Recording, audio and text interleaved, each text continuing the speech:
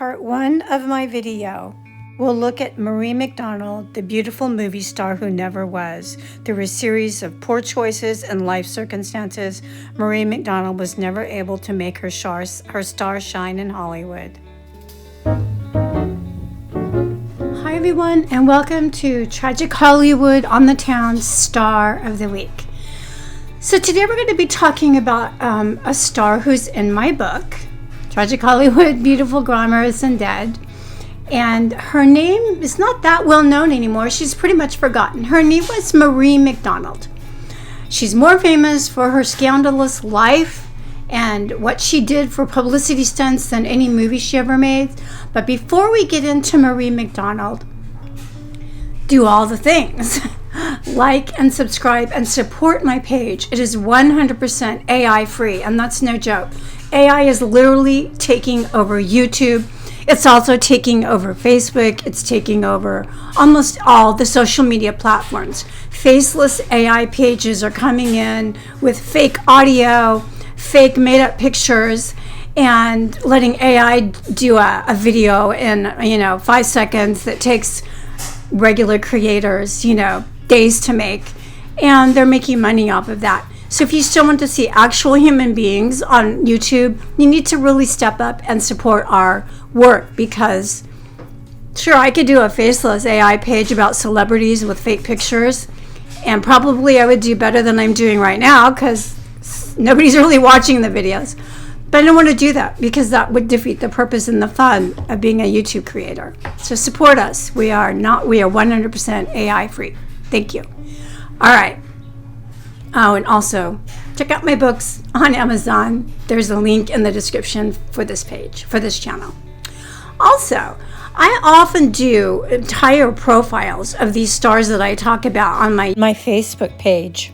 And Marie McDonald is no exception. I did an entire tribute to her. I think it consisted of 30 photographs of Marie McDonald, each with captions of what those photographs meant. I go into more detail on Facebook than I do on YouTube. So you might want to check out my Facebook page, which is Tragic Hollywood, Beautiful, Glamorous, and Dead. And there's also a link to my Facebook page in the description for this channel as well. I have a Patreon channel if you want to support me. The Patreon channel is doing very well. I post controversial photos on the Patreon channel that I can't post anywhere else, including here. So if you want to look at some particularly controversial photos, check out my Patreon channel. I also have a link to that in the description for this channel. All right. Now that that's all out of the way, let's get right into Marie McDonald. So I thought I'd start off this video about Marie McDonald with reading the very first paragraph about her in my book, Tragic Hollywood, Beautiful, Glamorous, and Dead. So I'm just going to read this chapter. The truck driver could hardly believe his eyes. Could it be a woman wandering down the highway in her bathrobe in the middle of the night? He pulled his mighty rig over and climbed down. Approaching the middle-aged woman, silhouetted in his headlights, she seemed disoriented and a little banged up. So he offered her a ride into town. The next day, the papers exploded with the headlines, "Wandering in the Desert, Star Found Beaten and Bruised." Thus began a bizarre chapter in the strange life of, quote, the body, Marie McDonald. That's how her chapter starts off, because that's one of the strangest publicity stunts I have ever heard a star commit. Marie McDonald did this when her career was on the skids. How did she get there? Well, let's take a look. She was born in 1923 to a Ziegfeld Follies dancer and a prison warden. I don't know. Anyway, her parents divorced when she was about 8 years old, and her mother encouraged her, because she saw that she was beautiful even as a child, encouraged her to apply for, try all these beauty contests. And I think I have a list of all the beauty contests that she was in when she was a teenager. Miss Yonkers, Miss Lowe's Paradise, Miss Coney Island. And she won the title of Miss New York for the Miss America pageant. I guess she lost the Miss America pageant. But she caught the attention of a man named George White, who was producing a show. And he cast her in a review called George White's Scandals. And when that show toured at the Biltmore Theater in Hollywood, she was noticed by a talent scout. And she became the model for Dale Arden and as Princess Aurora in the Flash Gordon series, which I didn't know. She hastily married a man named Richard Alford, but that lasted all of 3 weeks before she divorced him.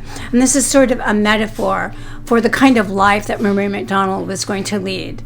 Hasty decisions, poor decisions, and essentially tragic decisions.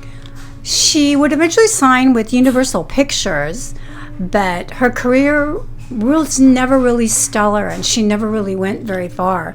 She had small roles in less than A-class pictures, and she was only at Universal for a year before they dumped her. Then she signed with Paramount, and again, small roles in less than stellar pictures. But she did have a significant role in a film called Guest in the House. And she garnered some of the best reviews of her life for this film, which was actually a pretty successful film.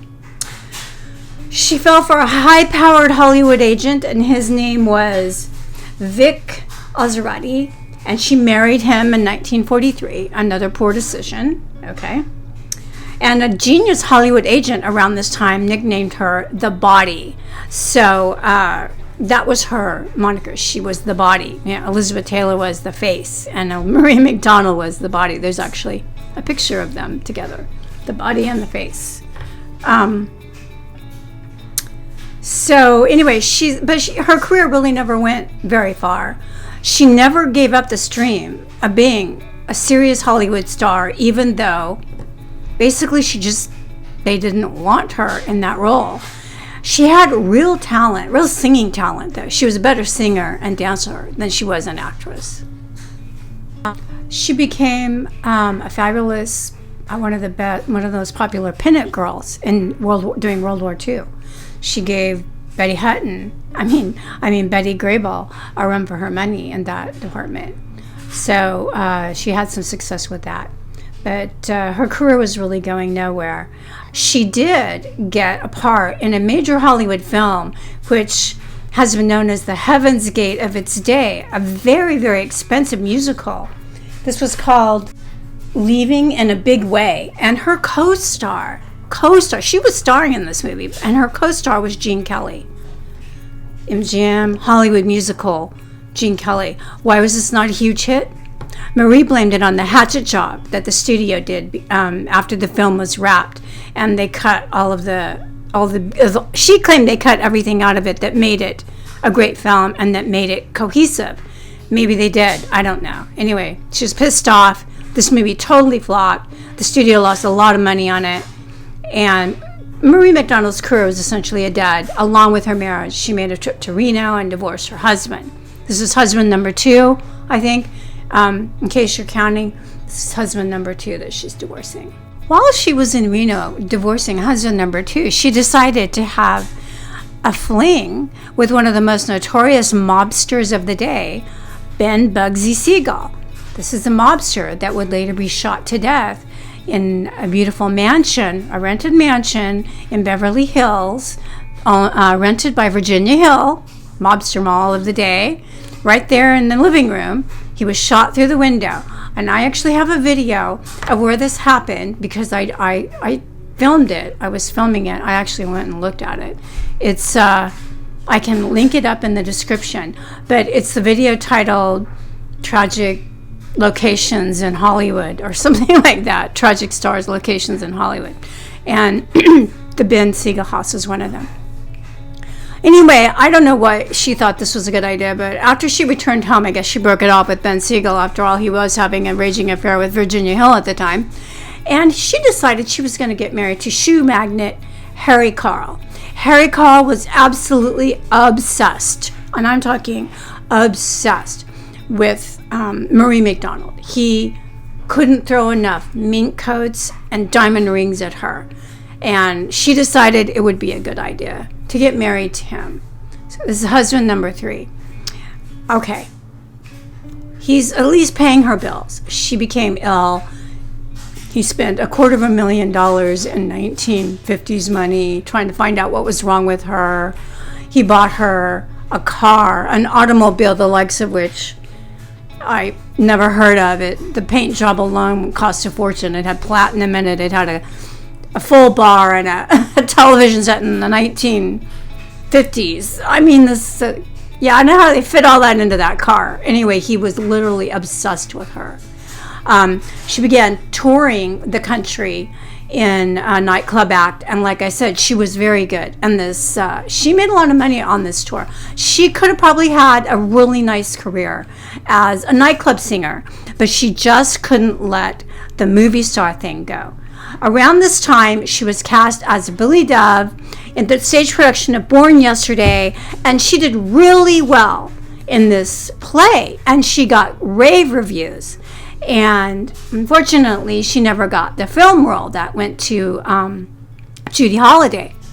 But she probably would have been good in that, and things might have turned out differently for her if she had gotten that film role. That might have revived her for career. But instead, she just kept limping along, knocking at Hollywood's door, knocking at Stardom's door, never really getting anywhere with that. Part 2, we're going to see how things went from bad to worse for Marie McDonald with this outrageous publicity stunt that I mentioned at the beginning of this video, and how it all came to a very desperate and sad end for Marie.